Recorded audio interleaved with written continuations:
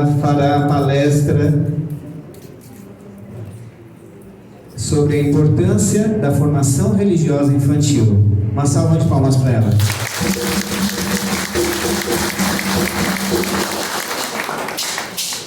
Olá, muito bom dia. Eu espero que vocês ainda estejam dispostos antes do almoço, que ainda não estejam com fome, porque eu mesma com fome não funciono, viu, pessoal?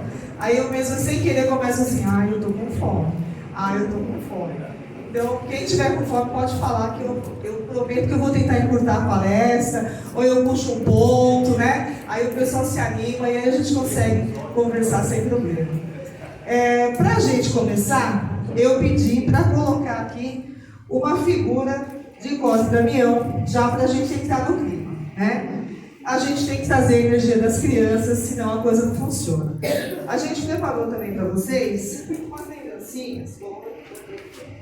lembrancinhas que está aqui com a mãe Lúcia, está entregando, né?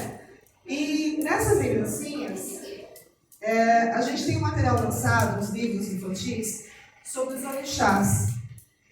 A gente pensou mais ou menos como a turma da Mônica, né? Então muita gente não concorda, porque os orixás são negros, vem com aquela vertente africana. Mas a nossa ideia não é trabalhar os orixás negros, ou os orixás brancos, ou os orixás de qualquer coisa que seja. A questão é, a gente tem que trazer as nossas crianças para o nosso sagrado. E como é que nós vamos trazer as nossas crianças para o nosso sagrado? Olha, a gente não vê os nossos orixás como super-heróis? Não é? Aquela hora que a gente está mais precisando, o que eu faço? Eu pego meu brajá, eu pego a minha guia, né? A gente dobra o nosso joelho e a gente vai lá e, meu santinho, me dá uma força aí, vai, o negócio tá feio por aqui, né? Então a primeira coisa que eu faço é pensar no meu santo. E aí, o que é que vem na imagem? Vem a espada, vem o machado, não é assim? Olha lá, Epa-Reuiá, é a primeira coisa que eu penso, o raio de Ansan, né? Aquela força que o orixá me dá. Então, a minha visão, o meu olhar é aquela coisa de super-herói. Leonardo, onde você tirou essa ideia, menina do céu? Pois é, gente, eu fui criada no terreiro de Umbanda. Eu nasci na macumba, olha só. A minha mãe, né, aquela pessoa pequenininha que tá ali no meio, ela começou a ficar meio maluquinha quando foi grávida de mim, né? Ela saía na cidade, ela se perdia na rua, gente. Aí o meu irmão, que era pequenininho, sentava na calçada e falava, não, mãe, de novo, não, né? Então, o pai de santo foi lá e fez uma proteção para ela. Ela deu um tempo, melhorou bastante. Lá pelo, um tempinho, ela começou a passar mal de novo. Ela foi reclamar com o pai de santo, né, depois que eu nasci. Poxa vida, de novo eu tô passando mal? O pai de santo falou, olha, eu te ajudei quando você estava grávida. Agora o problema é teu. Né? Agora o bebê nasceu. E o que aconteceu? Ela teve que se virar. E ela entrou no terreiro. De lá para cá eu fui criada. Nesse corredor de carpete vermelho aqui, eu fui criada no terreiro. Ela se escondia, as meninas escondiam a minha mãe no meio da saia, a mim, né? No meio da saia delas, para que minha mãe pudesse trabalhar. Então, para mim, terreiro de Umbanda era um bando de mulher vestida de noiva. Para mim, era um bando de gente grande, um terreiro grandão desse aqui também, igual esse aqui, e era o máximo. Então, eu sempre tive a minha religião como uma religião de heróis. E eu sempre tive que me esconder da minha religião, porque eu era discriminada, sempre fui, e não sabia por quê. Mas eu cresci na educação, virei professora. E quando eu virei professora, eu achei que eu deveria fazer alguma coisa, porque mesmo enquanto adulta, essa discriminação continuou, né? Então eu vejo que os nossos orixás continuam sendo os nossos heróis, mas as nossas crianças continuam sendo discriminadas. Ainda hoje, em sala de aula, eu vejo crianças negras sendo discriminadas, eu vejo crianças que são do axé me adorando escondidas, porque os pais percebem que a gente é de Umbanda ou de Candomblé, porque nós temos os nossos apetrechos do santo, e aí essas crianças se identificam com a gente.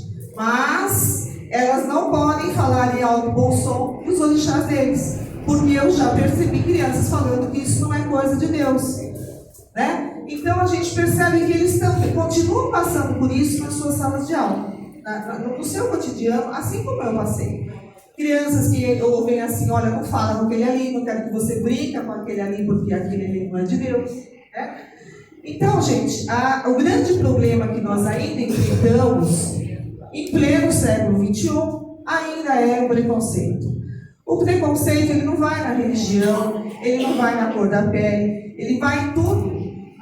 Nós sabemos disso. Ele vai na sexualidade, ele vai em tudo, vai na altura, vai no peso, né? Que mais? Quem lembra de outro tipo de preconceito? Vai no cabelo. Região do país. Preconceito, gente, é o mal do século. Às vezes o pessoal fala: existe vida além do planeta Terra, mas eu não consigo aceitar um gay, eu não consigo aceitar a sexualidade do outro. Como é que eu vou conseguir aceitar um alienígena? Fala pra mim. Eu não consigo aceitar a minha própria espécie, que tem uma outra cor de pele. Não é verdade? Eu não consigo aceitar o Deus africano ou o Deus budista. Como é que eu vou aceitar a outra espécie? Então, vamos voltar. Volta. Já fui para outro planeta. Volta. Eu fiz, então, com essa ideia de viajar na maionese, passei para vocês aqui uma lembrancinha que a mãe Dulce está responsável aqui para estar distribuindo para nós. Uma ideia maluca aqui do Sermão da Montanha, né? O nosso Jesus Cristo, o nosso Oxalá, e os orixás também estavam lá ouvindo o Sermão da Montanha. Os pretos velhos, os erês. A imagem está em preto e branco, para a criança colorir, tá bom? Então é uma lembrancinha, para a criançada já ter a ideia aí de estar brincando, né, colorindo. Tem aí uma divulgação dos livros, né? E um giz de cera, uma brincadeira aí para a garotada já se divertir. Mas a grande ideia minha, qual é? É que vocês tenham essa proximidade, essa ideia de que a criança, ela tem que estar inserida no nosso ambiente. Por quê? O que acontece? Gente, criança dá trabalho. Se nós tivéssemos trazido os nossos filhos para esse evento, se nós tivéssemos reservado um espaço aqui para eles, vocês podem ter certeza, nós não teríamos a situação de silêncio, né? Quando nós fizemos o nosso espaço lá no nosso centro, a primeira coisa que eu e minha mãe fizemos foi olhar para o outro e falar: o espaço é pequeno, no meu terreno o espaço é pequeno. Foi olhar uma para a outra e falar: meu Deus do céu, a gente arrumou encrenca. Por quê? Faz barulho, criança faz barulho. Então, assim, dentro do nosso espaço não dava certo, tinha que ser um espaço à parte para a garotada, né? Então, assim, a gente tem essa situação de precisar, né? Eu preciso de água. Ela pediu água. Calma aí.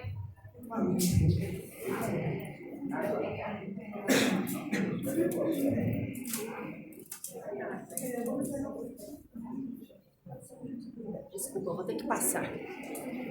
Dá um copo d'água para ele. Obrigada. Então, assim, aí a gente tem essa situação desse barulho. Então, quem tem um espaço pequeno tem que ter uma pessoa pensando nesse espaço. Tem que ter essa situação de alguém estar pensando nos defeitos especiais, né? O palestrante chegou ali em casa, né? Faz parte. Tem que estar pensando na situação de onde eu vou pensar em colocar os nossos pequenos. Às vezes, o nosso terreno tem espaço dentro, mas o meu terreno tem um espaço enorme na área externa. E eles adoram, eles se comunicando lá fora e tudo mais. O que eu tenho que pensar? No monitor, para dar uma olhadinha, né? Como eu tenho muitas árvores frutíferas, às vezes o bonitinho vai lá e pega todas por exemplo, pede mamão, vai lá e pega todo o mamão verde, não deixou o coitado do mamão amadurecer. Eles são crianças, né? Tem como é que o pessoal fala? Tem as criancinhas que já são incorporadas, né? Os capiotos. Então a gente tem que tomar cuidado, porque a mãe está trabalhando e tem que ter lá um ajudante que dá uma olhadinha, meu filho, não pode pegar uma mão verde no pé, tem que esperar amadurecer, meu santo. Por quê? Porque tem criança que a mãe não tem coragem de falar, o monitor tem que falar, porque criança às vezes não aprende o não em casa. O não muitas vezes é aprendido na escola, que é o professor que fala, não, filho de Deus, não pode fazer isso. Porque a mãe as mães hoje em dia trabalham fora. Os tempos mudaram, né? Então as mães costumam chegar em casa tarde e para que a criança dê um pouco de sossego, a mãe está muito cansada, as mães fazem o quê? As mães pegam e dão de tudo. As mães, os pais dão de tudo para os seus filhos, né? Porque aí a criança dá sossego. Ah, fica com o celular. O celular é o mal do século. Essa criança não brinca, não corre, não tem espaço em casa. E quando a mãe quer um pouquinho de sossego, ela dá o celular para a criança. E a criança já está cheia de energia, ela quer pular, ela quer correr. E aí você pega e dá o celular. Ela quer brincar, ela precisa gastar energia. Não é que nem a gente velho, tudo caquético, tudo cansado, quer dormir. Criança tem energia, precisa correr, precisa pular, que nem cachorrinho, precisa correr, precisa pular, precisa subir, né? E a gente tem que deixar eles gastarem essa energia. Aí a mãe vai dar o celular. Claro que a criança quer brincar, quer pular, você derruba o celular no chão, e aí quem sabe quebra, e a mãe brinca comigo, né? Então, gente, a gente tem que ter esse olhar de fazer essa criança ir para uma natação, ir para uma escolinha, tipo, não tem espaço em casa, então vai fazer ele gastar energia durante o dia. Vai para uma natação, uma escola. Hoje em dia tem esses céus aí espalhados na cidade, tem um monte de curso que o pessoal faz, é tudo gratuito, né? E esses cursos são legais por quê? Porque o pessoal pode fazer futebol, ginástica, natação, joguinho de basquete, sei lá o que eles ensinam nesses céus aí, mas eles podem gastar energia. E isso é o bom. Agora, o não, vocês podem ter certeza que as mães não falam. Não falam. E aí o que acontece? Chega no terreno, se bobear, quebra até a imagem do santo. Então, vocês têm que ter alguém para dar uma olhadinha neles. Tá? Mas pensem nesse espaço para as crianças. Por quê? O que acontece? Vai ficar com a avó. A avó leva para onde? Ah, vamos lá para a igreja. Por que a igreja? Tem o dízimo, né? E se na igreja tem o dízimo a igreja é mais rica, a igreja do pastor, né? Aí o pastor faz um espaço chique lá, certo?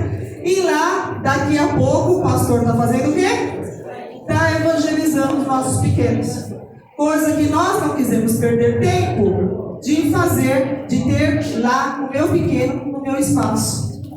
Porque dá trabalho. Claro que dá trabalho. O filho dá trabalho, gente. Se não fosse para ter trabalho, não tivesse o filho.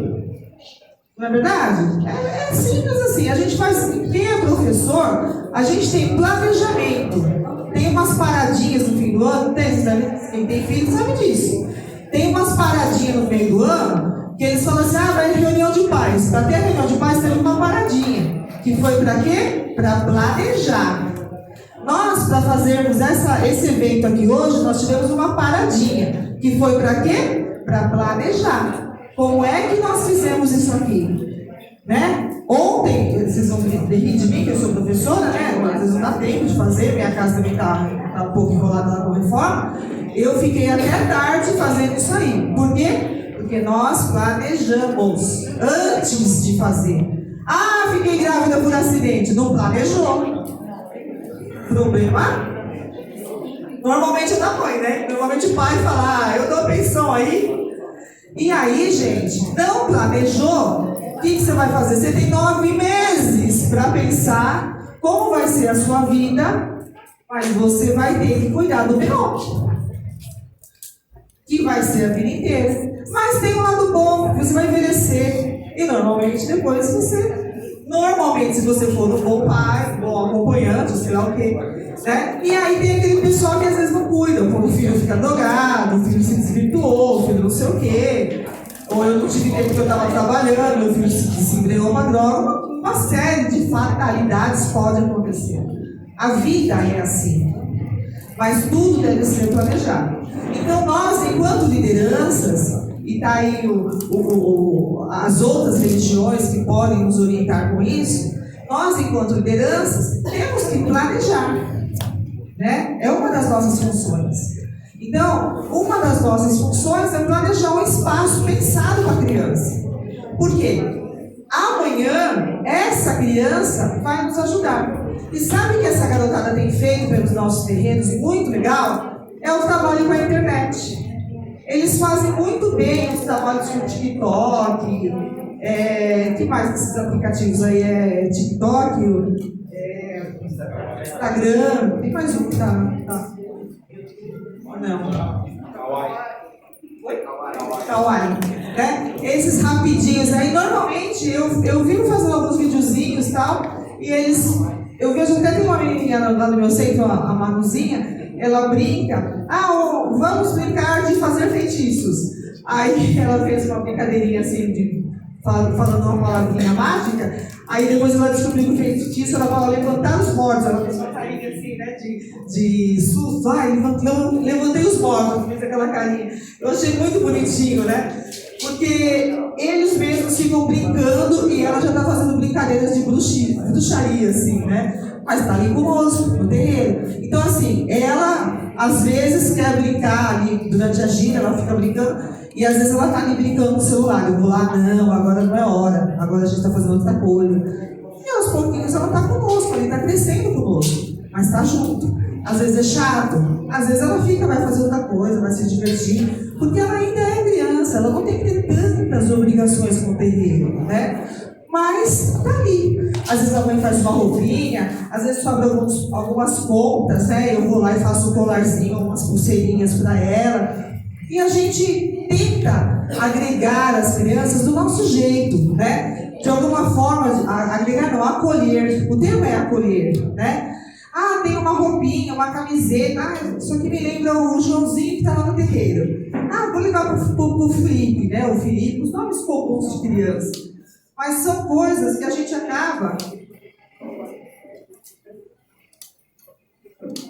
acaba trazendo essa criança.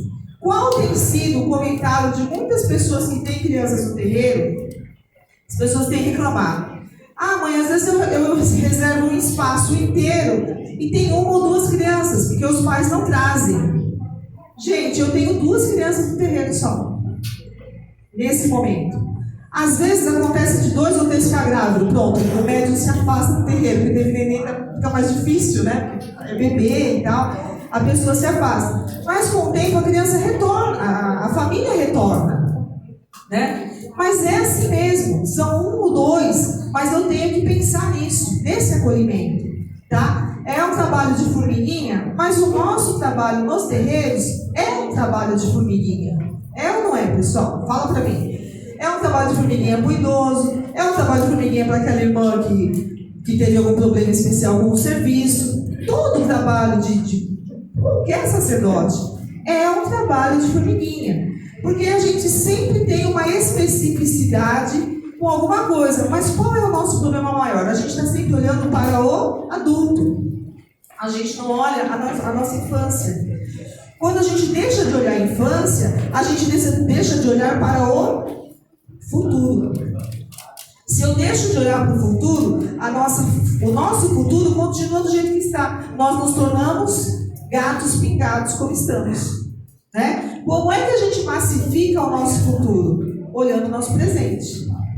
Né? Nós estamos agora pensando em formatação da religião, em congressos para daqui a 10 anos. Por que daqui a 10 anos? Porque nós estamos pensando, até foi uma conversa que eu fiz com o Pai Dinho, né? Nós estamos numa formatação de pensamento para o futuro. De que forma? No presente.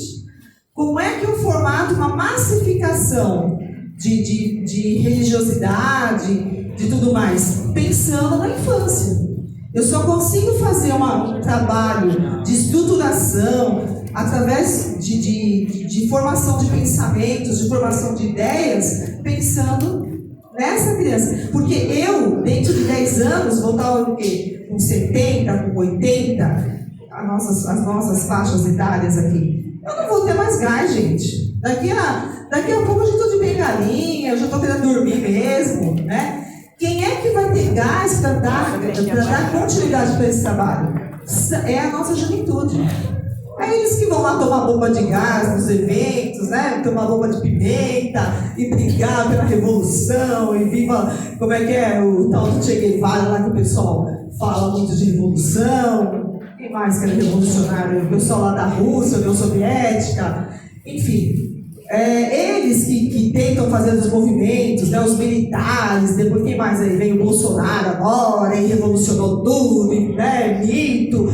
Então, assim, são pessoas que tiveram a sua juventude, lutaram, fizeram uma causa, e depois o Bolsonaro foi ridicularizado, foi expulso, agora virou presidente. Ele teve o seu tempo de juventude e veio com toda aquela trajetória, né? Então, nós temos que selecionar a partir de quem? Das crianças. Tá? Então, comecem a ter esse olhar, gente, a partir da base. Eu acho que essa é a dinâmica que nós estamos pensando para o futuro. O que mais assim que eu posso dinamizar para vocês? A questão da criança ela é muito simples. São bexigas, são desenhos para colorir, giz de cera. É barato. Lidar com o espaço para criança é barato, é simples. Eu tenho um site, vocês têm hoje em dia a ferramenta da internet que muito ajuda. E eu vou deixar um tempinho aí para quem quiser fazer perguntas, né? Para a gente estar dinamizando. Alguém tem alguma dúvida, alguma pergunta para mim tentar ajudar para vocês pensarem nesses espaços? Perguntas? Acorda, gente! Dinho? Poderia falar mesmo colocar um espaço, quem cuidaria dessa criança, qual seria a preparação? Normalmente nos espaços vocês têm, sempre tem, professor é pior que pulga, né? É praga, assim, sempre tem um professor em qualquer casa, né? É difícil achar um doutor, um advogado, né? Mas professor, todo mundo tem um dom com criança, né? Então acho que é mais fácil você achar. Se não tiver, sempre tem uma vovó, uma pessoa que tem aquela habilidade, que gosta. Então você já pode estar perguntando quem gostaria de fazer. Como eu disse, os desenhos, vocês têm muita facilidade hoje em dia com a internet. Moldes, vocês podem pegar uma infinidade de moldes na internet. Hoje em dia, a gente pode ter muita facilidade também com essas festas infantis. Festas com bexigas, festas... ajuda, mãezinha, que mais de festa a gente pode fazer? Os temas são vários. Hoje em dia o pessoal tem feito até festa de aniversário com temas de orixás, tá? E a coletânea de livros que eu lancei, vocês podem estar vendo no site Umbanda Infantil, a gente também tem pôster infantil de Oxalá, quais eu fiz? Oxalá, Ogum, Xangô. Ah lá, vamos abrir aqui, peraí, vamos abrir aqui. Esse aqui é mais fácil de visualizar, pode abrir. Assessor, vem cá, assessor. Assessor tá de branco, fica mais bonitinho.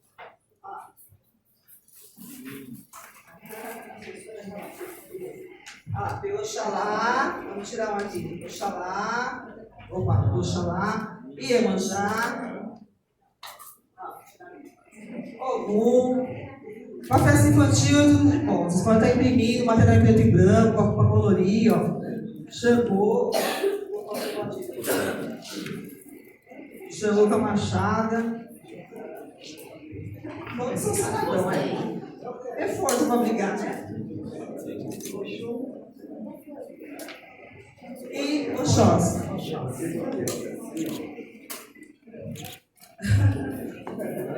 Aí tá sendo muito certo.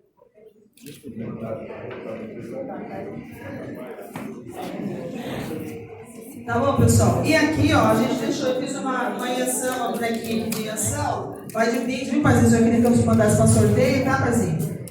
Aí o paizinho vai sortear depois, aí mais tarde com vocês. E eu mandei também um aqui, ó, para sorteio para vocês, tá bom? Tá com escudinho aqui, ó. Tudo certinho, tá? A garotada se divertindo. Então tá bom, pessoal, acho que é isso aí. A ideia era que vocês fizessem a implementação dos espaços, ou que vocês tenham pelo menos um olhar, sempre assim, vai ter uma gira de algum. Tá, o que vai ter para as crianças para algum, tá bom? Então assim, sempre brincou, ele pode brincar, ele fez tudo o que ele tinha que fazer, não tem problema, mas no final da brincadeira, leva para tomar um passe, tá? Ah, não tem que, eu não quero. Criança não tem que querer, gente, até 13 anos, não é? Quando é que define o orixá para essa criança? Na Umbanda a gente tem, nunca a pessoa já define pela numerologia e tudo mais. Na Umbanda a gente ainda dá um tempinho, lá pelos 12, até os 14 anos, ele ainda não tem uma definição ainda para incorporação. Então até os 13 anos fica quietinho aí, né? Quando você começar a trabalhar, pôr seu dinheirinho em casa, por enquanto quem manda aqui sou eu pelo menos penso assim. Então vai lá tomar seu passe, fica quietinho, que quem está pagando as contas aqui sou eu, então você vai tomar seu passe, sim, senhor. E aí essa coisa, eu não quero. Poxa, gente, tem criança de 5 anos bancando o rei do lar, sabe? Então, eu acho que tem algumas coisas que precisamos, às vezes, até ensinar os próprios pais. Os próprios pais precisam aprender a ter um pouco de ordem na família. E aí, cabe ao sacerdote com um pouquinho de orientação também para as famílias. Tá certo, pessoal? Então é isso aí. Acho que o recado foi dado. Tá bom?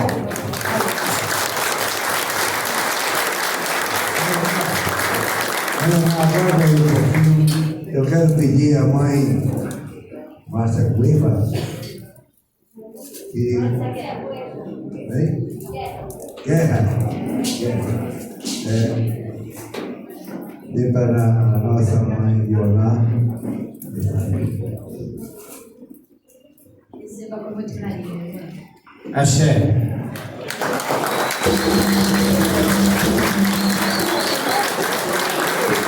Eu gostaria de deixar bem claro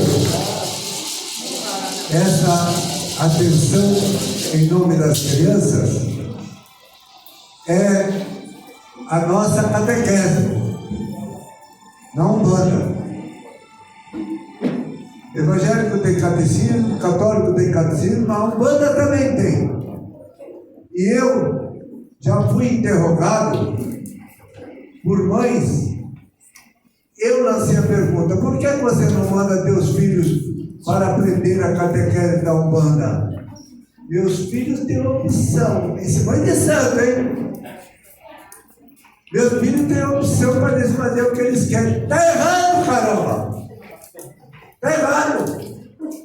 Eduque seus filhos na religião para que nunca seja preciso ir buscá-los numa prisão. Axé?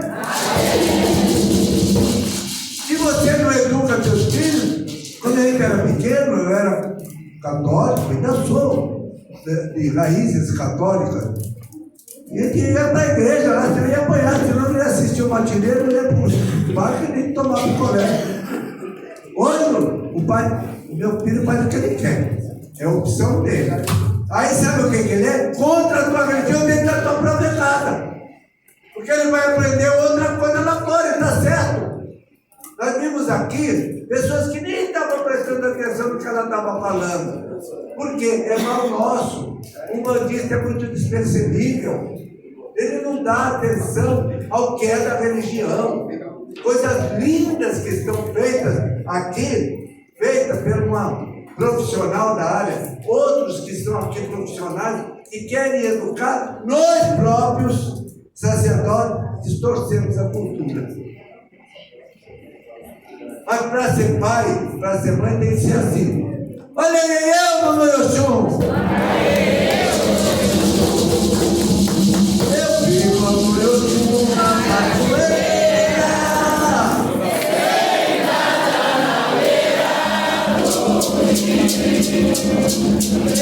Eu vi mamãe Oxum na cachoeira!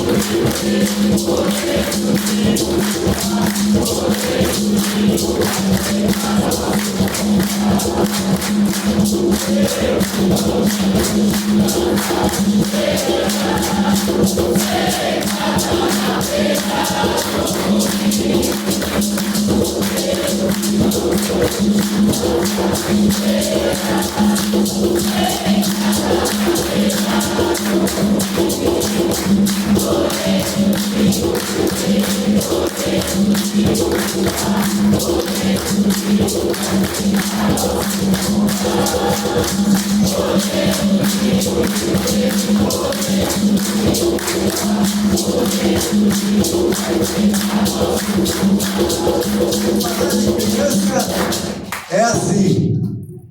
Eu quero 12